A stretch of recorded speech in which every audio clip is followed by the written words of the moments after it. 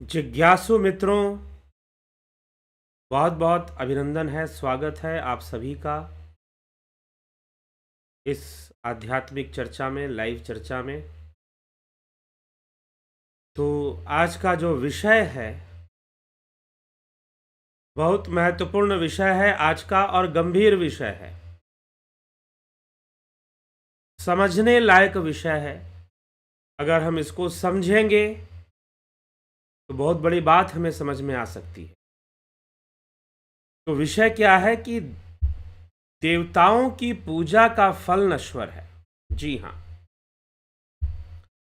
देवताओं की पूजा का फल नश्वर है,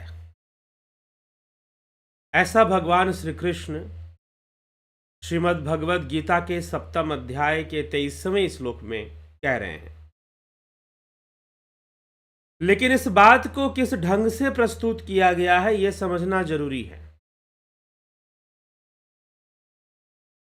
और दूसरी बात कि क्या हम 23वें श्लोक को पढ़ लें और यह घोषणा कर दें कि भगवान तो कह रहे हैं कि देवताओं की पूजा का फल नश्वर है, तो फिर देवी देवताओं की पूजा तो करनी ही नहीं चाहिए। जैसा कि हमारे देश में कुछ संस्थाएं हैं जो ऐसा प्रचार करती हैं, कुछ मठाधीश लोग, कुछ गुरुजी लोग ऐसा प्रचार करते हैं।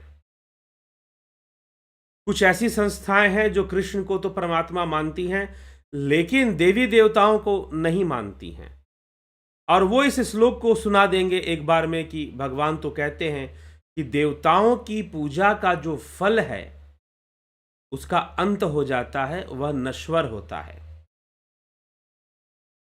तो अब इस बात को हम कैसे समझें कि देवताओं की पूजा का फल नश्वर होता है? बिल्कुल नश्वर होता है, इसमें कोई संशय नहीं है कि नश्वर नहीं होता। आप जितने भी देवी देवताओं की पूजा करते हो, अब प्रश्न यह भी यहां पर बनेगा कि हम कौन कौन से देवी देवताओं की पूजा करते हैं। अब देवी देवता कहने का मतलब क्या है, यह भी एक प्रश्न बनता है। तो इस कॉन्सेप्ट को क्लियर करने के लिए कि देवताओं की पूजा का फल नश्वर है, ऐसा एक लाइन अगर कहकर प्रचार किया जाए कि भाई देवी देवताओं की पूजा बंद कर दो क्योंकि देवी देवताओं की पूजा का फल तो नश्वर है, अगर कोई ऐसा करता है तो वो समाज में अंधविश्वास फैला रहा है, अधूरी जानकारी पहुंचा रहा है। Half knowledge and little knowledge is a dangerous thing. जो छोटा ज्ञान होता है ना, जो थोड़ा ज्ञान होता है, वो बड़ा खतरनाक होता है। लेकिन श्रोताओं, दर्शकों, मैं एक बात बता दूं, मैं बोलता तो बहुत कुछ हूं लेकिन बहुत लोगों को मेरी बातें बुरी भी लगती हैं। इसीलिए मैं कहता हूं कि मैं स्पष्ट बोलता हूं, शायद मैं बहुत सरल ना बोल रहा हूं, क्योंकि ऐसी ऐसे संगठन, ऐसी ऐसी संस्थाएं जहां करोड़ों पर अनुयायी जुड़े हुए हैं, उनकी बातें खंडित हो जाती हैं। मैं कई बातें ऐसी बोल जाता हूं और वो शास्त्रों से खंडित हो जाती है तो उनको और चुभती है। हो सकता है कि भविष्य में कुछ इस प्रकार के लोग, कोई मुझे ऐसा कह रहा था तो मैं आपसे बोल रहा हूं, किसी न किसी ढंग से नुकसान पहुंचाने का प्रयास करें, क्योंकि लेकिन अपना कर्तव्य है सनातन धर्म को, सनातन शब्द के अर्थ को ही सनातन प्रमाणित होना चाहिए। तो अब यह भी एक विषय है, श्रीमद् भगवद गीता के नाम पर प्रचार करने वाली संस्थाएं ही भगवद गीता के बातों से ही कट जाती हैं, उनकी बातें कट जाती हैं। तो अब श्री भगवान यहां पर कह रहे हैं 23वें श्लोक में, लेकिन यह पूरा प्रकरण क्या है यह समझना पड़ेगा, इसलिए पूरा प्रसंग क्या है यह समझना पड़ेगा।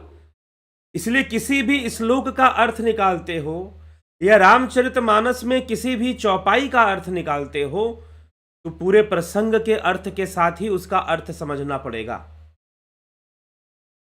वैसे ही इस श्लोक का अर्थ भी इस पूरे प्रसंग के अर्थ के साथ ही समझना पड़ेगा,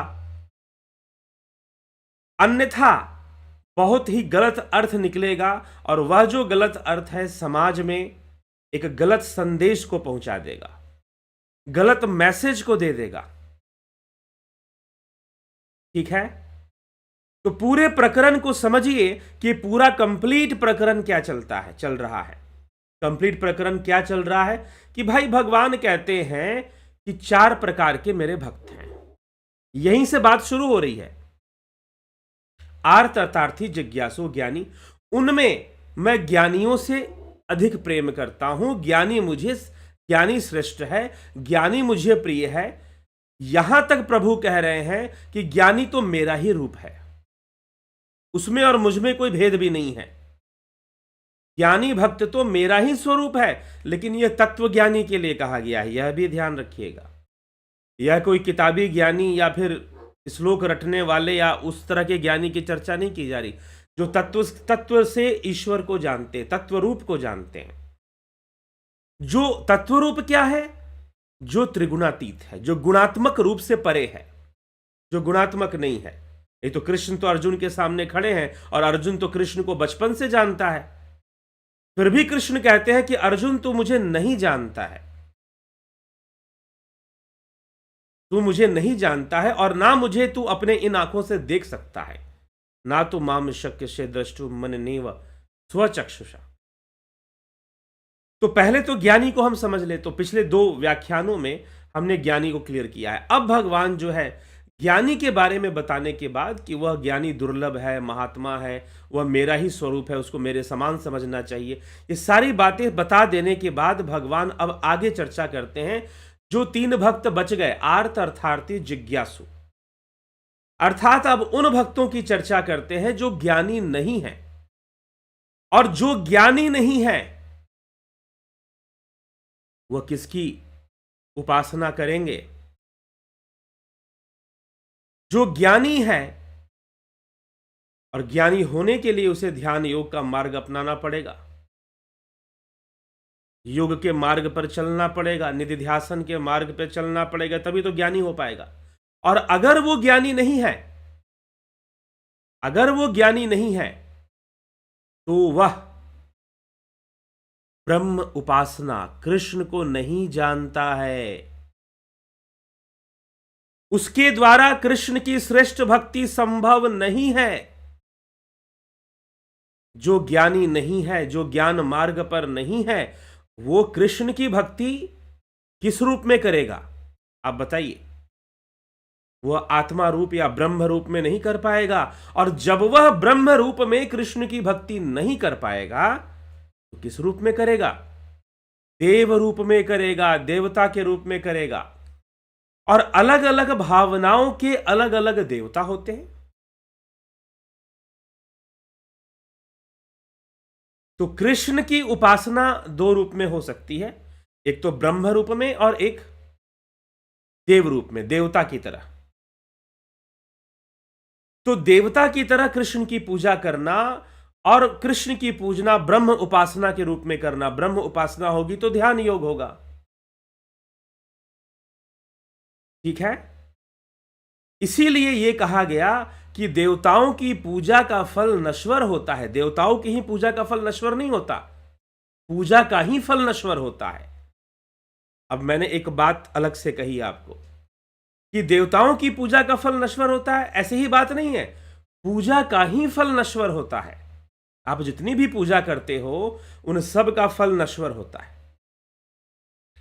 तो अब इसका मतलब यह प्रचार करना चाहिए ना कि भाई पूजा बंद करो, देवी देवताओं की पूजा बंद करो। अब एक बात बताइए, खाना किस लिए खाते हो? शरीर तो नश्वर ही है, शरीर तो नश्वर ही है, तो भोजन करने की जरूरत क्या है? भोजन करना बंद करो, क्योंकि भोजन करने का जो भी फल आपको प्राप्त होने वाला है वह नश्वर है। कितना भी बढ़िया बढ़िया पौष्टिक आहार खा लो, अंत में तो इस शरीर को शमशान में जलना ही तो है। अंत में इस शरीर को शमशान में जाकर जल जाना है। तो तुम जितना भी खा रहे हो, जितना भी कमा रहे हो, सबका सब तो नश्वर ही है अंततः। तो फिर भोजन करने की क्या आवश्यकता है?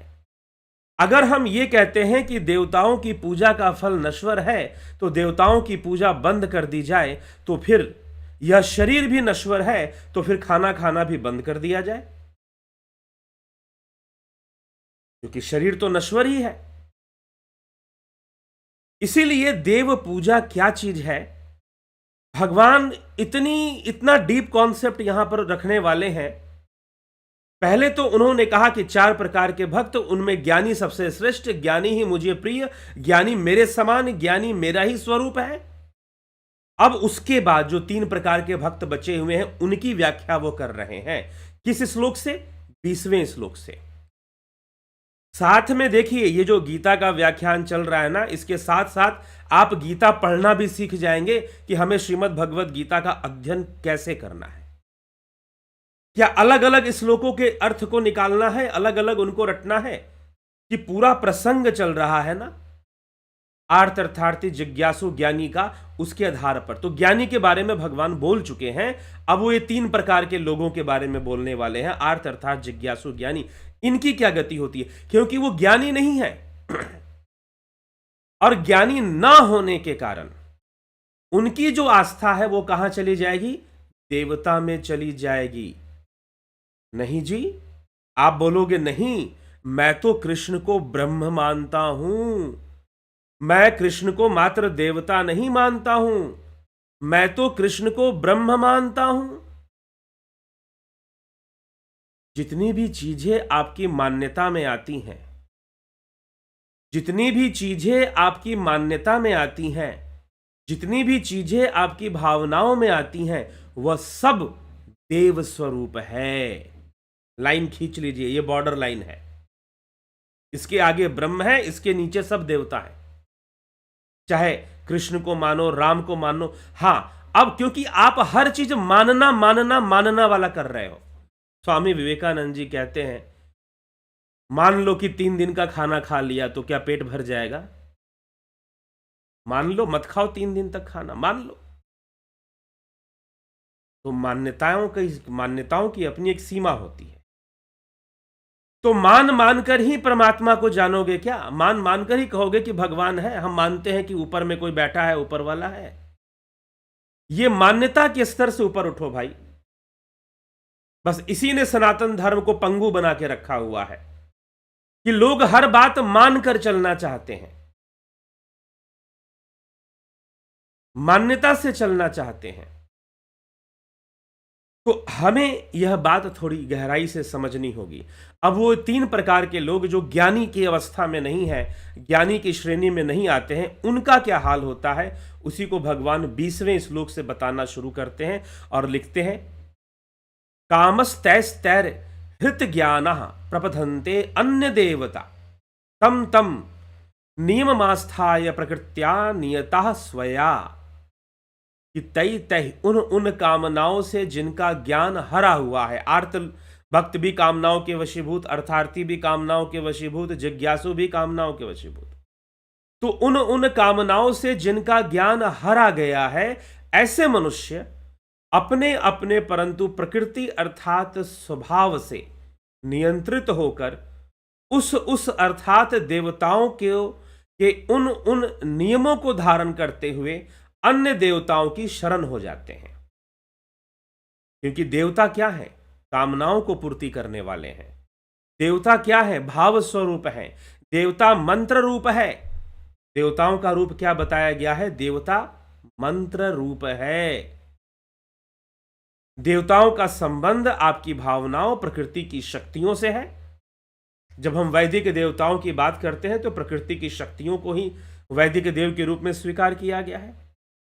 एक और परिभाषा देवताओं की है कि प्रकृति की वो हर शक्ति जो हमें जीवन प्रदान करती है, प्रकृति की वो हर शक्ति जो हमें जीवन प्रदान करती है और जीवन जीने में सहायक सिद्ध होती है, वो सब देवता है। उन सब में हम कुछ को देवियां बोलते हैं, जैसे देवी उषा, माता सरस्वती, दुर्गा, लक्ष्मी। धन की देवी, विद्या की देवी, यह सब क्या है? यह सपोर्ट सिस्टम है हमारे लाइफ का। इसलिए उपनिषदों में तो इन इंद्रियों को भी, ये आंखों को भी देव रूप ही मान लिया जाता है, शरीर के इंद्रियों को भी, और इस तरह से प्रकृति की शक्तियों को भी देव रूप ही मान लिया जाता है, ग्रह नक्षत्रों को भी देवता ही माना जाता है।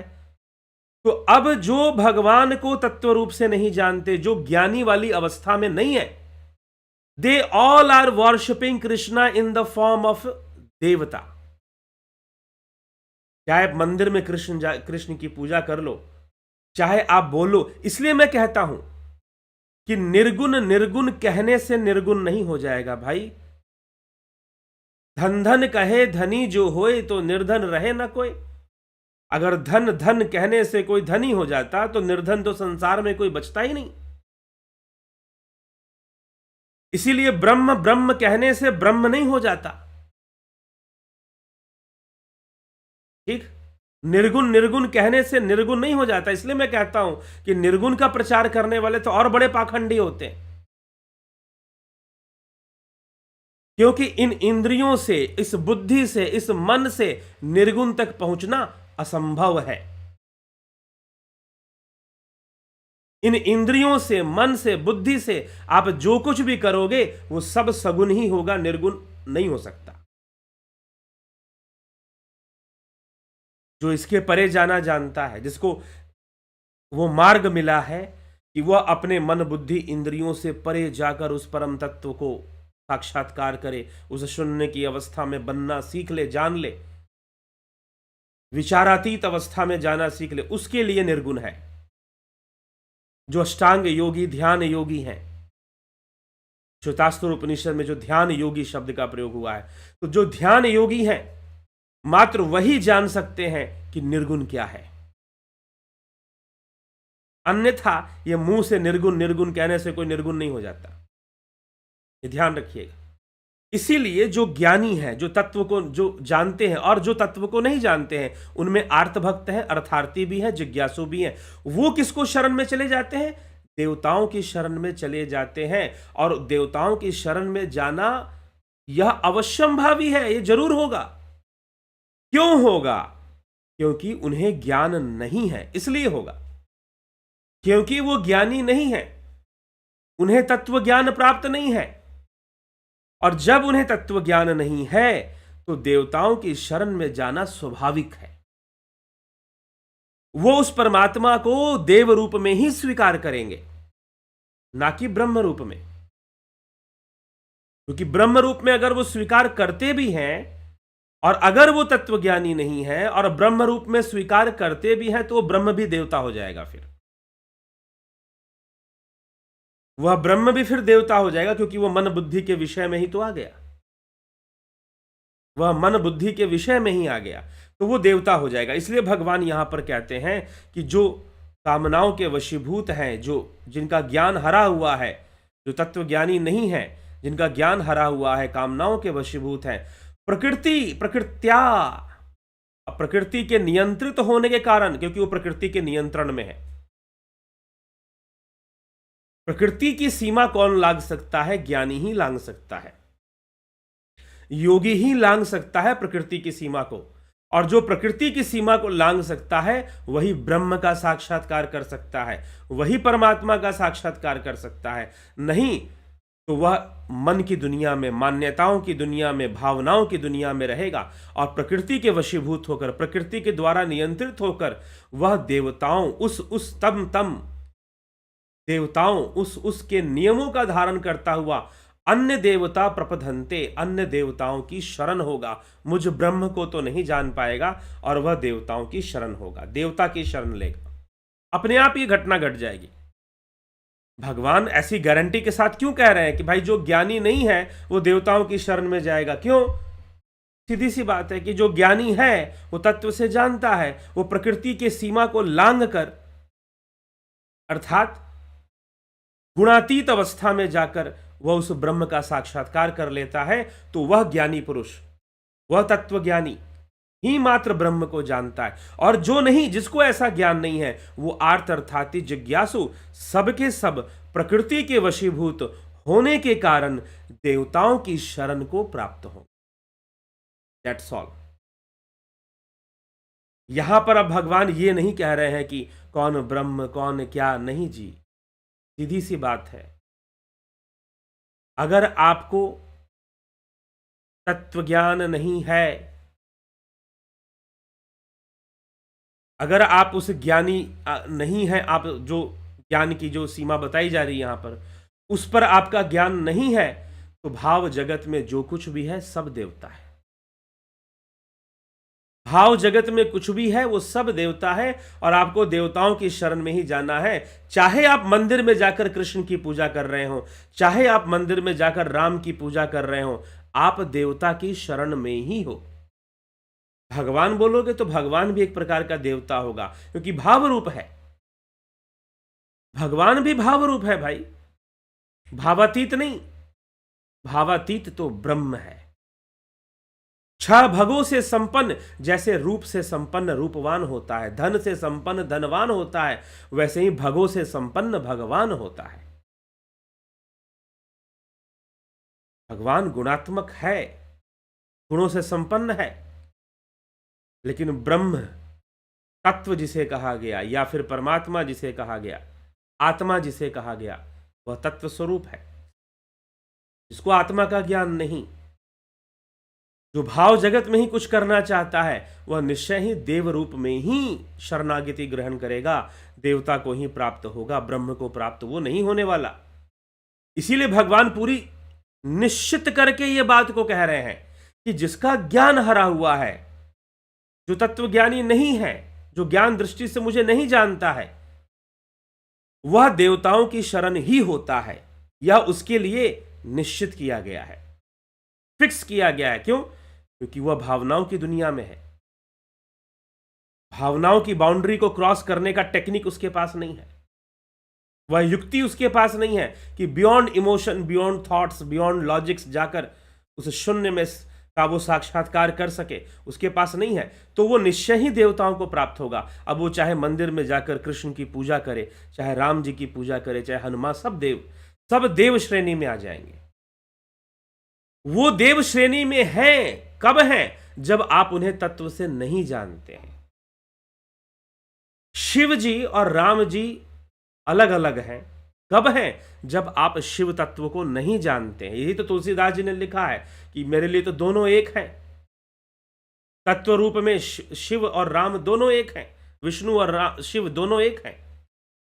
विष्णु ही शिव क्यों, देवी देवता, मां जगदम्बा, चाहे वो जगन माता जगदम्बा हो, दुर्गा हो, सरस्वती हो, काली हो, लक्ष्मी हो, विष्णु हो, शिव हो, महेश हो, इंद्र हो, सारे देवी देवता तत्व रूप में तो ब्रह्म ही है।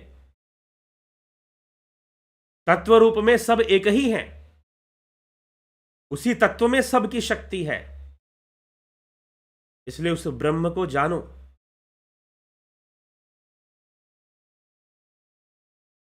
उठो जागो, उत्तिष्ठ जागृत प्राप्य वरानि बोधत। उपनिषद कहते उठो जागो और आत्मज्ञान को प्राप्त हो जाओ, बोधिसत्व को प्राप्त हो जाओ। ये बोधिसत्व शब्द लोग बोलते हैं कि भगवान बुद्ध ने दिया। अरे भाई, संस्कृत के हमारे शास्त्रों में भी बोधित्व, बोधिसत्व ऐसे शब्दों का प्रयोग हुआ है। बुद्ध कोई यूरोप से चल के तो आए नहीं थे।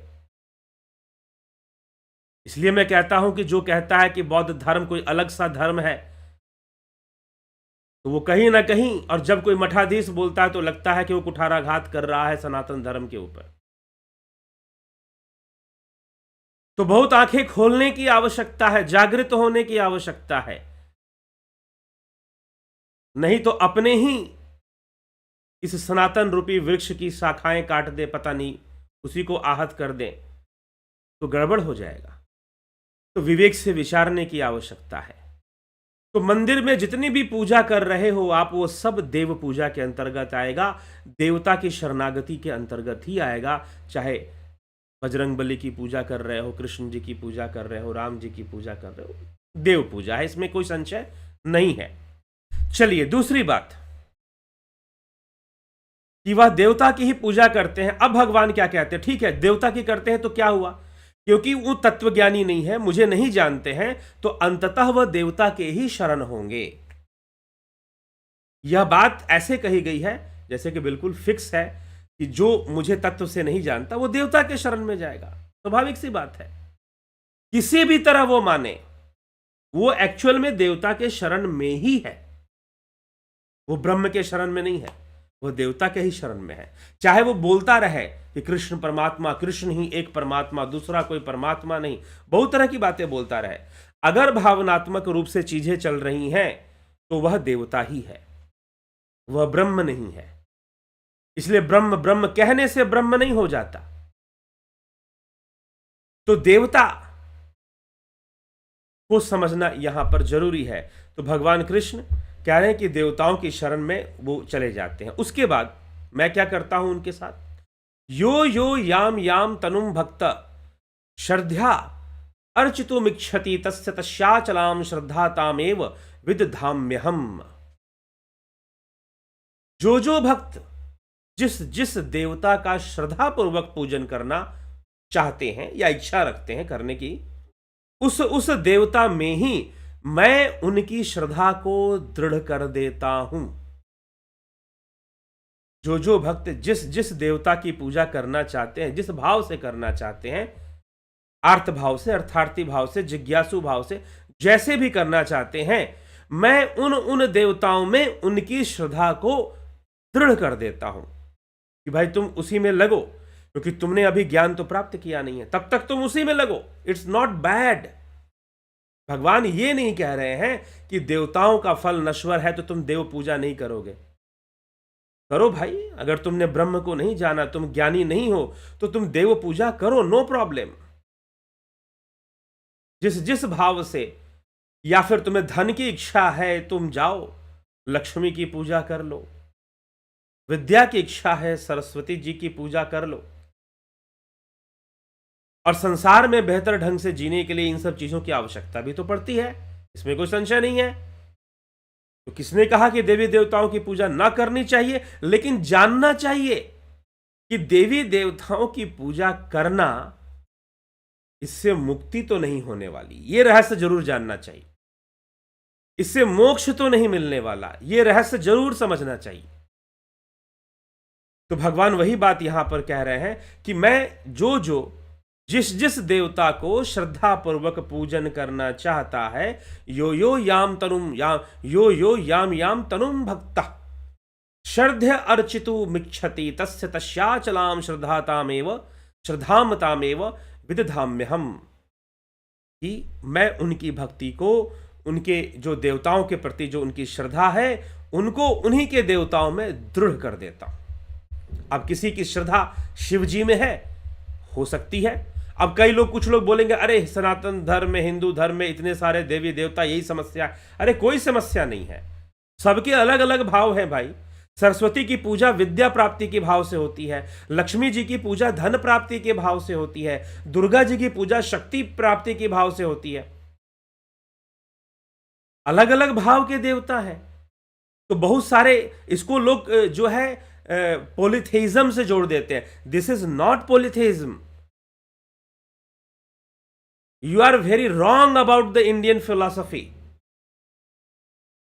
इंडियन फिलॉसफी में पॉलीथेइज्म नहीं है, सनातन धर्म में पॉलीथेइज्म नहीं है,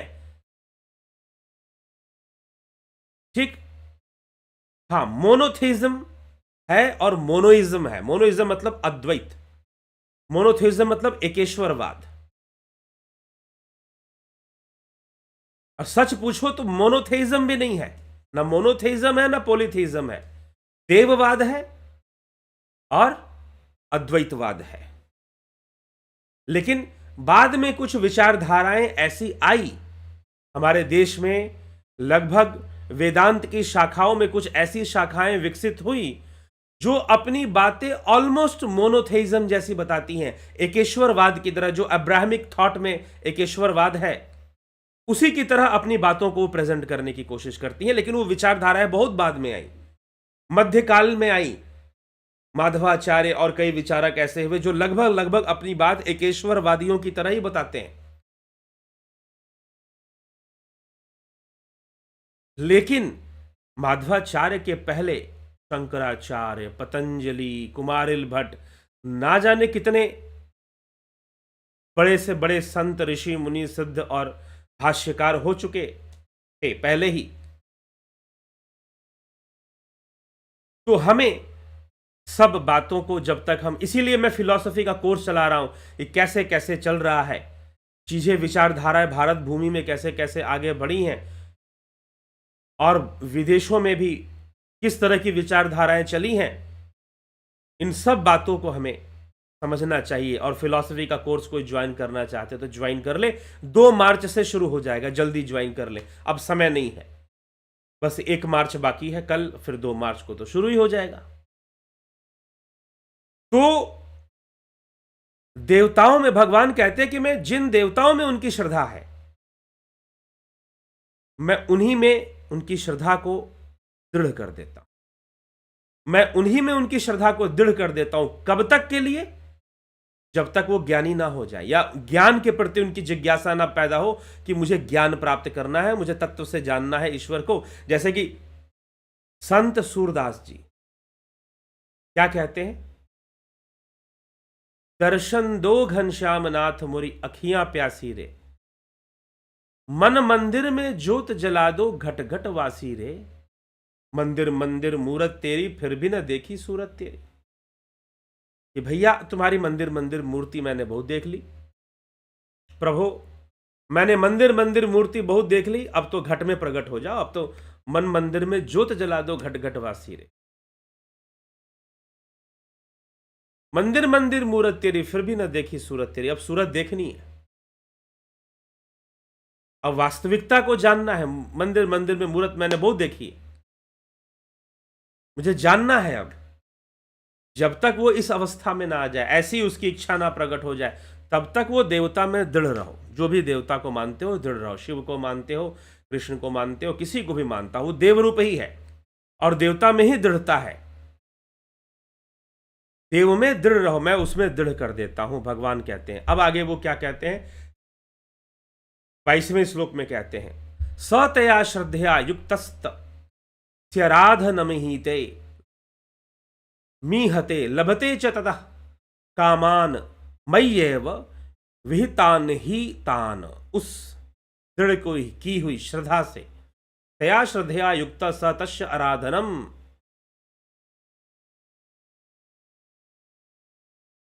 ईहते, उस दृढ़ की हुई श्रद्धा से युक्त होकर वह मनुष्य उस देवता की उपासना करते हैं और उसकी वह कामना पूरी भी होती है जिस कामना से वो करते हैं। मैं पहले भी इस विषय को, देवताओं के विषय को जब मैंने बोला है, बताया है कि देव पूजा भाव वृद्धि के लिए होता है और भाव वृद्धि से उन वस्तुओं का आकर्षण होता है।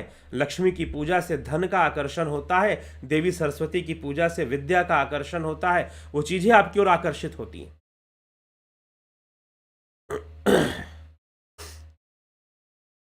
ठीक है, तो चीजें आपकी ओर आकर्षित होती हैं। फिर तो लक्ष्मी जी की पूजा से धन को आकर्षित करते हैं आप, सरस्वती जी की पूजा से विद्या को आकर्षित करते हैं, दुर्गा जी की पूजा से शक्ति को आकर्षित करते हैं। तो कामनाओं की पूर्ति भी होती है देव पूजा से, कामनाओं की पूर्ति भी देव पूजा से होती है। भगवान साफ साफ यहां स्पष्ट कह रहे हैं कि उन युक्त होकर उन मनुष्य कि उन जिस देवता में उनकी श्रद्धा दृढ़ हो जाती है उसकी उपासना करते हैं और उपासना से कामनाओं की पूर्ति भी होती है, परंतु वह कामना पूर्ति मेरे द्वारा ही विहित की हुई होती है। इनडायरेक्टली मैं ही कृपा कर रहा हूं, मैं ही दे रहा हूं, लेकिन वहां पे बंधन है देवताओं का,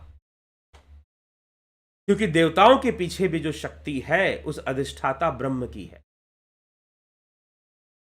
उस पुरुष अधिष्ठाता पुरुष की ही शक्ति काम कर रही है, तो इनडायरेक्टली आ रही है, बात सही है।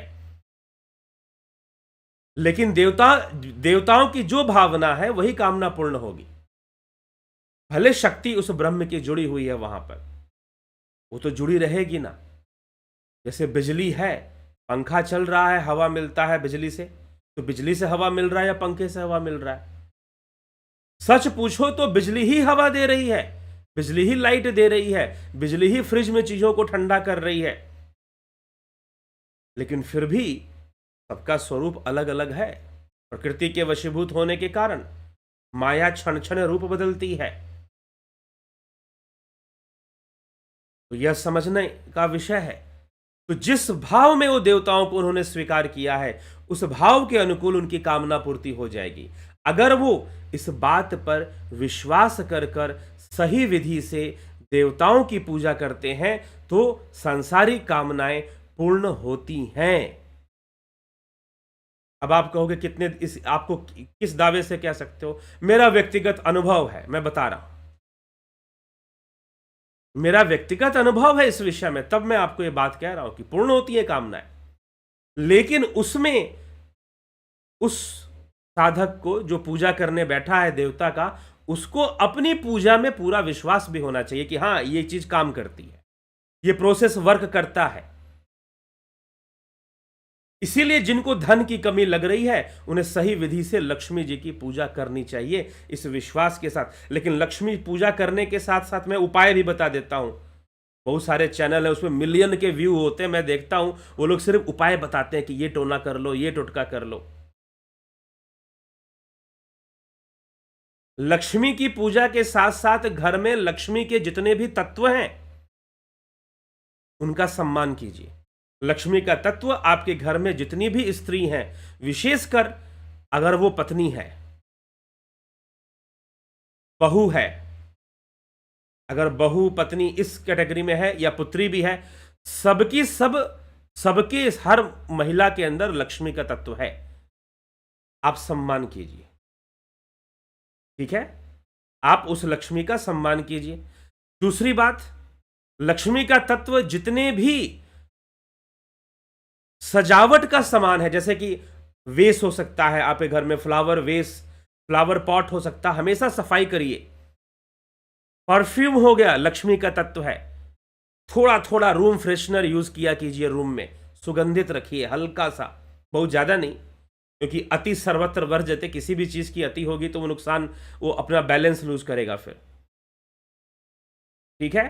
अगर आप चाहते हैं कि आपके घर में धन आए, घर में विशेष रूप से साफ सफाई रखिए और सुंदर लगने वाली चीजों को रखिए।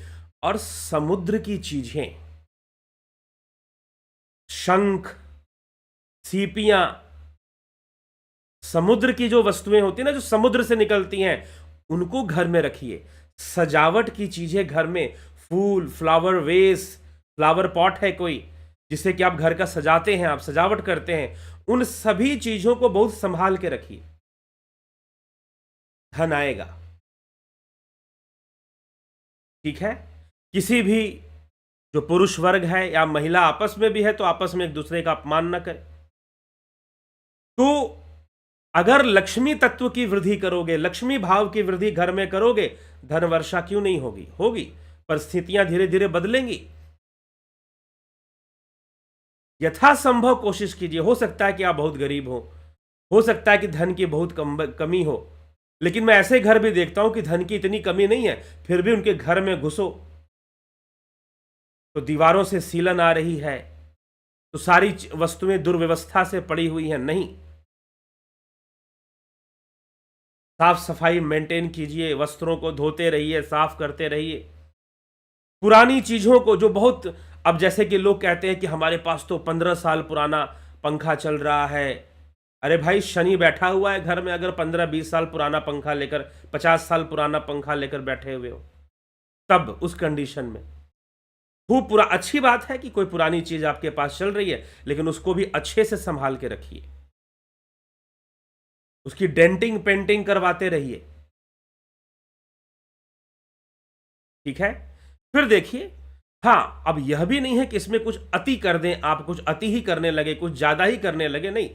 जितना आपसे मेंटेन हो सकता है उतना करने की कोशिश कीजिए। बस लक्ष्मी तत्व आपके घर का मजबूत होने लगेगा। सुबह सुबह उठकर अपने घर के द्वार पर पानी गिरा दीजिए, सफाई कर दीजिए। वहां पर एवरी मॉर्निंग सबसे पहली सफाई अपने घर के दरवाजे पे कर दीजिए, पानी गिरा दीजिए। जो एंट्रेंस है घर का, लक्ष्मी तत्व विकसित हो जाएगा आपके घर में।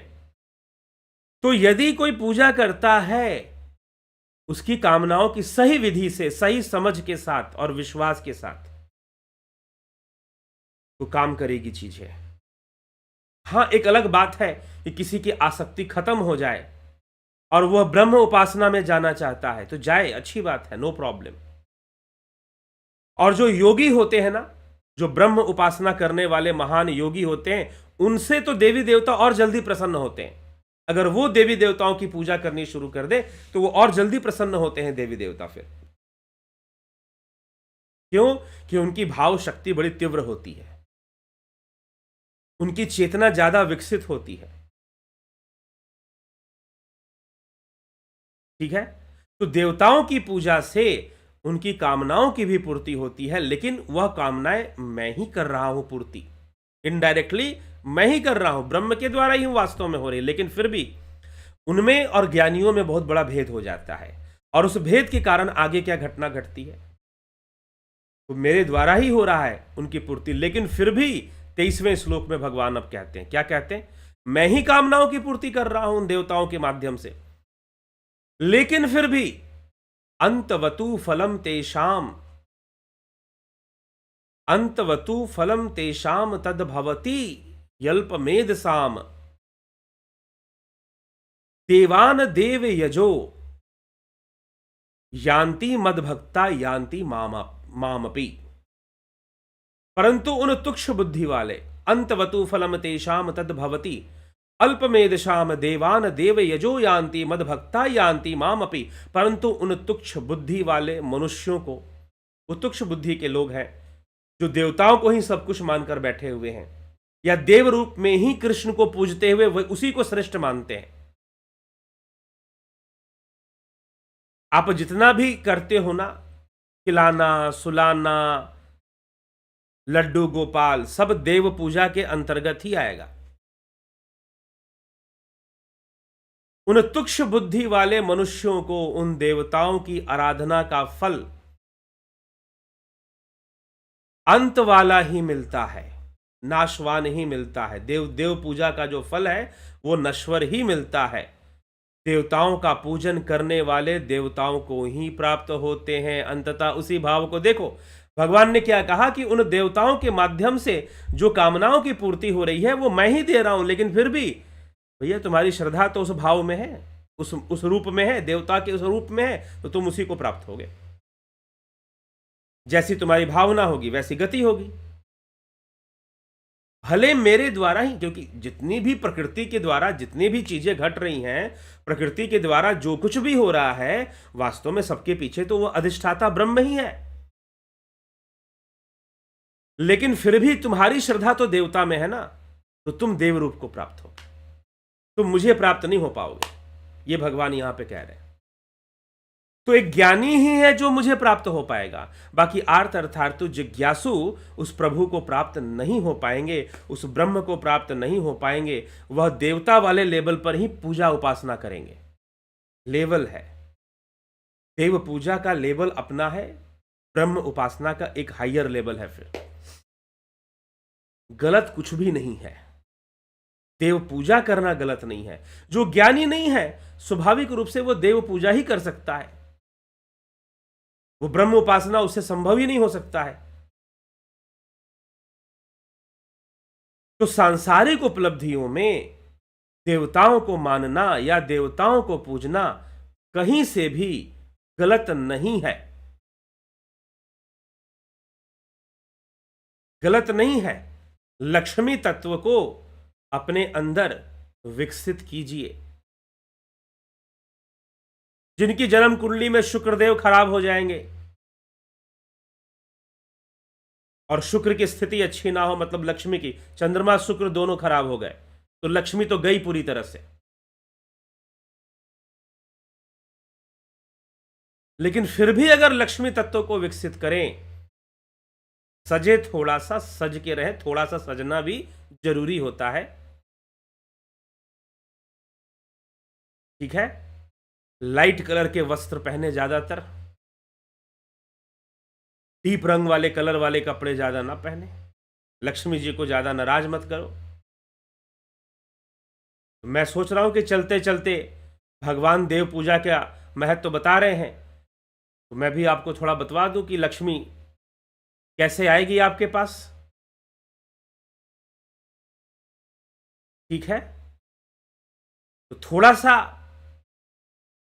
थोड़ी सी, कुछ लोग बड़े ही लापरवाह हो जाते हैं कुछ मामलों में, बिल्कुल सजने संवरने में विश्वास नहीं करते। थोड़ा सा सज लो, थोड़ा सा संवर लिया करो, प्रकृति के साथ तालमेल बिठाकर चलने के लिए। ठीक है, तो चलिए, बहुत ज्यादा विषयासक्त होना तो सर्वदा ही गलत है। इसलिए तो भगवान कहते हैं ना कि जो ज्ञानी है, जो योगी है, अब वह संसारिक लोगों की तरह रहता हुआ भी उसे दोष नहीं लगता। अगर एक योगी एक विशेष समझ के साथ अगर वो अपने आप को सजाता है, संवारता है, संसारिक मनुष्यों की तरह मेकअप करता है, तो इसका मतलब क्या वो योगी नहीं है?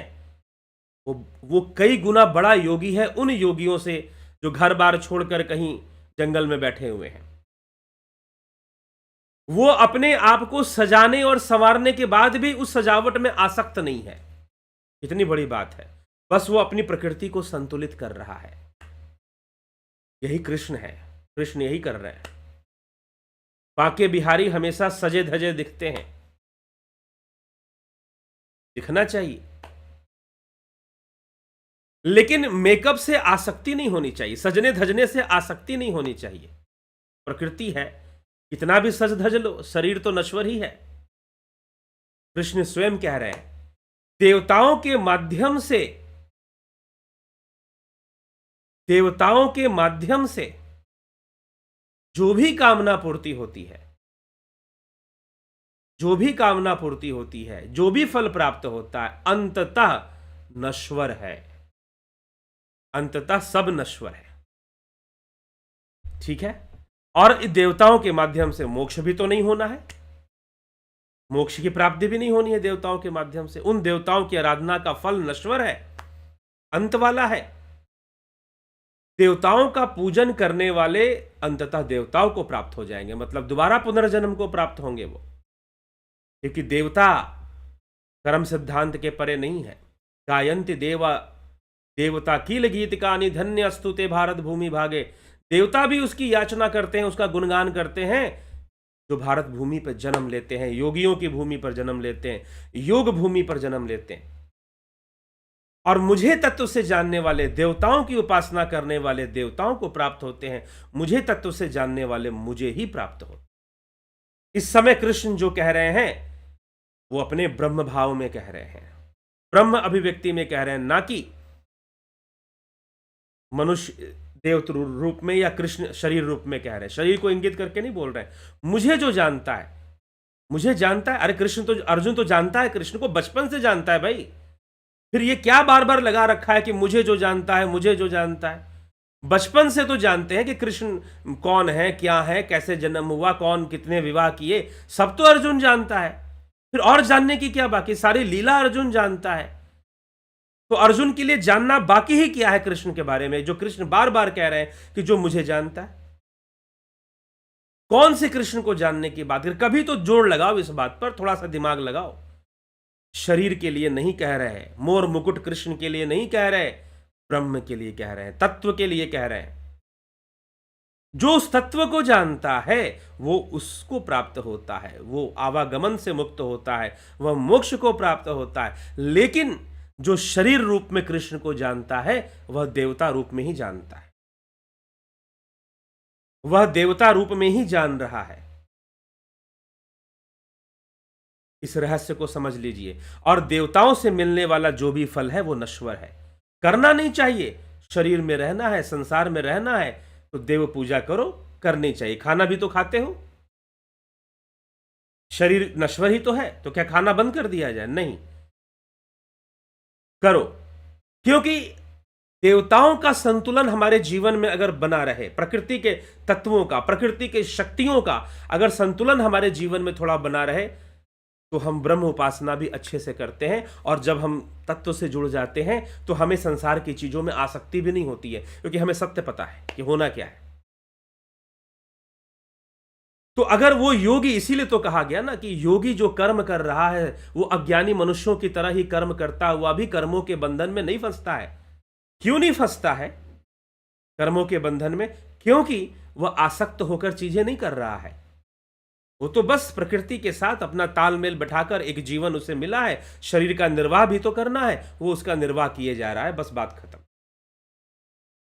वो इस दृष्टिकोण से हर चीजों को, कार्यों को कर रहा होता है। लेकिन जो ज्ञानी नहीं है, जो आर्थ है, अर्थार्थी हैं, जिज्ञासु हैं, वो देवताओं को समर्पित हो जाते हैं और उसी में लगे रहते हैं, फिर उन्हीं को सब कुछ मानना शुरू कर देते हैं। तो दिस इज द डिफरेंस, ये अंतर है। इसका अर्थ यह नहीं है कि देवताओं की पूजा नहीं करनी चाहिए। इसका अर्थ यह है कि देव पूजा का जो फल है वो नश्वर होता है, वो शरीर तक या भावनाओं तक या जीवन तक ही सीमित होता है, वह मोक्षदायी नहीं होता है। देव पूजा का जो फल है वो मोक्षदायी नहीं होता है, लेकिन मोक्ष प्राप्ति में सहायक जरूर हो सकता है, यह ध्यान रखिएगा। सहायक किस रूप में, कब सहायक होगा? तब सहायक होगा जब आप इस रहस्य को समझोगे, जब आप इस रहस्य को जानोगे कि देव पूजा का रहस्य क्या है। जब आप इस रहस्य को जानोगे, समझोगे, तो पता चलेगा कि यह सहायक होता है। कैसे सहायक होता है आपको पता चलेगा। किसमें सहायक? मोक्ष प्राप्ति में सहायक हो सकता है, क्योंकि शरीर से ही तो साधना होनी है पहले, तो सहायक जरूर हो सकता है। लेकिन सहायक उन्हीं के लिए होगा ना जो समझ रहे हैं, जो जान रहे हैं। जो नहीं समझ रहे, जो मात्र दुखों के समय परमात्मा को याद करते हैं या धन के लिए करते हैं, फिर तो वो देव रूप में ही मान रहे हैं सब कुछ और उसी में फंसते हैं, उसी में उलझते हैं। जो तत्व रूप है उसको नहीं जान पाते हैं, तत्व का ज्ञान उन्हें नहीं हो पाता है। ये भगवान समझाना चाहते हैं। और जब तक शरीर है और जब तक पुनर्जन्म, ये सब सारी चीजें हैं, तब तक तो देव उपासना लगी रहेगी। और करना गलत भी नहीं है, क्योंकि हमें जीवन भी निर्वाह करना है। जीवन का निर्वाह भी हमें करना है, तो देव उपासना, देव साधना भी हमें करना ही चाहिए। देव पूजा मतलब साधना तो नहीं होगी, ध्यान तो नहीं होगा, देव पूजा होगी, तो पूजा हमें करनी चाहिए। धारणा हो सकती है, ध्यान नहीं हो सकता है। पूजा के केस में जब आप देवताओं की पूजा करते हैं तब तो जो है वो करना कोई बुराई नहीं है। इसलिए मैं कहता हूं, कई लोग मुझसे पूछते हैं कि ध्यान योग आप सिखाते हैं, तो ध्यान योग करेंगे तो क्या पूजा पाठ छोड़ देंगे? आपकी मर्जी है, आपकी मर्जी है। आपको लगता है कि पूजा पाठ हमको अब जरूरत नहीं है, ध्यान योग ही करेंगे, तो कर लीजिए। पूजा पाठ करना चाहते हैं, कर लीजिए। ध्यान योग डिस्टर्ब नहीं होगा पूजा पाठ से, चिंता मत कीजिए। पूजा करने का उद्देश्य अलग है, ध्यान करने का उद्देश्य अलग है। वो अलग प्रक्रिया है, वो अलग विज्ञान है पूजा, ध्यान अलग विज्ञान। हाँ, दोनों का कनेक्शन जरूर बनता है, लेकिन फिर भी दो अलग अलग चीजें हैं, ये पूजा करना और ध्यान साधना करना। कुछ लोग कहते हैं कि नहीं, ये ध्यान करो, यही असली पूजा है। नहीं, पूजा पूजा है, ध्यान ध्यान है। पूजा पुण्य कमाने का नाम है, पूजा देवताओं को प्रसन्न करने का नाम है, पूजा प्रकृति की शक्तियों को संतुलित करने का उद्देश्य है, किसी भावना की वृद्धि कर देना। ठीक है, चलिए, समझदार को इशारा ही काफी है। इसके साथ हम आगे बढ़ते हैं। पूजा और ध्यान को हमने समझा। ध्यान जो है सेल्फ बिल्डिंग है, सेल्फ रियलाइजेशन की चीज है, आत्मकल्याण की चीज है ध्यान। ठीक है, चलते हैं। नवज्योतिनाथ जी, राजू पाल जी, जगत नारायण जी, शंकर प्रसाद जी, अवधेश कुमार जी, शिखर शर्मा जी, अमन कक्कर जी, रूपलाल विश्वकर्मा, विनोद के सूद, बिमला शाह, गोविंद प्रसाद नीमा, अवनी प्रधान, श्वेता राय सिन्हा जी, आप सभी का बहुत बहुत अभिनंदन है। अरुण पंडित जी, एके त्यागी, हरे कृष्णा। हाँ गुरु जी, क्या ब्रह्म विष्णु शिव जी ही ईश्वर हैं? कृपया बताएं। देवता है, ये भी देवता है। हाँ, इनकी शक्ति बड़ी मान सकते हैं हम। गंभीर शाह जी, चितरंजन बरुआ, श्वेता कन्हाई कुमार जी, अर्जन भाई चौहान, पारजी कुंवर जी, पिंटू वीएसबी, सतीश कुमार, विष्णु चंद्र मौर्य, सोनी पंडित, नूतन भट्ट, पलकधारी राजभर, कमलेश खैरनर, सविता नायक जी, योगेश खैरनर, रतन सिंह जी, किशोर वैद्य, भीखू कुचाडिया, दीपक गोयल, राकेश मराठे, राजेंद्र चौहान, अफंता प्रोडक्शन, अशोक माली, संतोष कुमार, विक्रम सिंह, घनश्याम सरोदे, राकेश गुप्ता, माधुरी कोल्हे, दया रानी, राकेश चंद्र शर्मा। गुरुजी प्रणाम। ब्रह्म उपासना की क्या विधि है? क्या निष्काम पूजा करके या देव पूजा करके भगवान को समर्पण करके ब्रह्म पूजा समझा जाए? निष्काम कर्म समझा जाएगा तो वह भी निष्काम कर्म हमें तत्व की ओर ले जाता है तो कह सकते हैं, लेकिन ध्यान योग ही ब्रह्म उपासना है। प्रिंस गुलेरिया, सर एक अनुभव हुआ, आज ध्यान करने बैठा था, कुछ टाइम बैठकर बाहर का कुछ न सुनाई दिया, माथे के बीच कुछ व्हाइट कलर की फॉग जैसा दिखाई दिया। अच्छी बात है। ये क्या हुआ? ठीक है, आगे बढ़िए, ध्यान करिए, कोई दिक्कत नहीं है। प्रभात टोपो, काशीनाथ जी, नहीं समझ में आ रहा है तो 20 मार्च से ध्यान योग का कोर्स शुरू होगा, ज्वाइन कीजिए ध्यान योग का कोर्स। ये जो भी हो रहा है सब समझ में आ जाएगा। प्रभात टोपो जी, काशीनाथ जी, सौम्या शर्मा सर जी, भगवद को लेकर मॉडर्न स्केप्टिकल आउटलुक के बारे में भी कुछ बताएं कि भागवत के इस विषय के बारे में क्या कहती है। मॉडर्न स्केप्टिकल आउटलुक मतलब आधुनिक अंधविश्वास। Gopal Das ji, Yogendra Pandit ji, spiritual with scientific proof, Prem Sagar Yadav, Sharda Yadav ji, Mithilesh Singh ji, Ramvilas ji, Anil Soni ji, Nathu Singh, Animesh Mahato, Pawan Kumar Gupta, Pushpa Sharma, Gopal Lal Sharma, true Indian. नाम गुरु जी, मेरे अंदर आलस्या बहुत है, संकल्प शक्ति की बहुत कमी है, इसलिए मुझसे ध्यान योग करने की भी हिम्मत नहीं हो पा रही है, क्या करूं कृपया बताएं। हिम्मत कीजिए, साहस कीजिए। उत्तिष्ठ जागृत प्राप्य वरानी बोधत, उठो जागो और बोध को प्राप्त करो। साहस करना पड़ेगा, साहस से मुक्त हो जाइए, आलस्य से मुक्त हो जाइए। Chitranjan Barua ji, Guru ji your explanation is superb. Pravin Walde, आत्मशक्ति ही महान है। क्या गुरुदेव? बिल्कुल, आत्मशक्ति ही सबसे बड़ी शक्ति है। तो साहसी हो जाइए, आलस्य को त्याग दीजिए। बहुत आलस्य आता है, अगर आलस्य बहुत आता है तो सोते समय ध्यान से सुनिए। सोते समय, रात्रि में जब सोते हैं, गाय के घी की 2-2 बूंद नासिका में डाल लीजिए।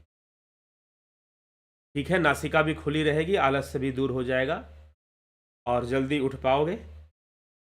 आलस्य आता है तो भोजन में भी थोड़ा परिवर्तन ला सकते हैं, लेकिन आलस्य तो अच्छी चीज नहीं है, आलस्य नहीं आनी चाहिए।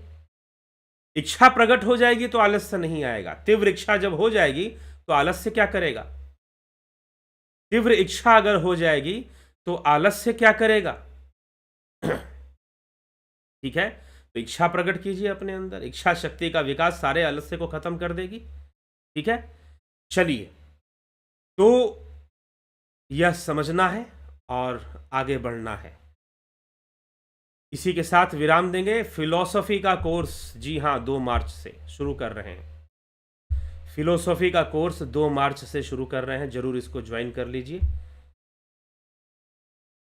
ध्यान से थोड़ा सा समझने वाली चीजें हैं इसमें, इसलिए इसे कोर्स के रूप में प्रस्तुत किया जा रहा है।